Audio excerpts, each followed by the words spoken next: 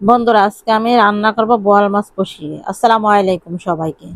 আমি কড়াইয়ের মধ্যে তেল দিয়ে পেঁয়াজ কুচি দিয়ে দিলাম।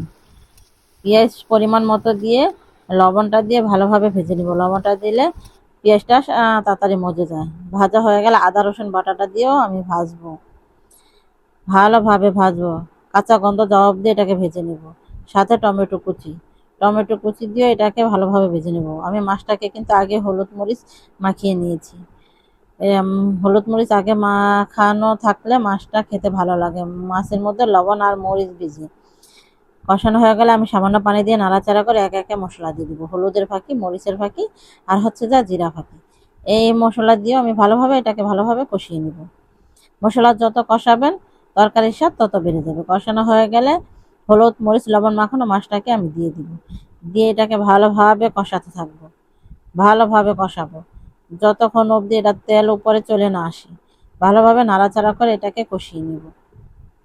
মাছটা মশলার সাথে যত কষাবেন ঝোলের স্বাদটা তত বেড়ে যাবে।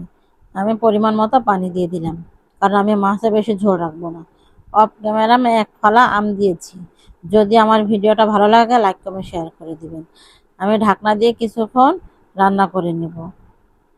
রান্না করে আমি আবার একটু নাড়াচাড়া করে নেব। দেখেন আমার ঝোলটা কিন্তু অনেক শুকিয়ে আসছে।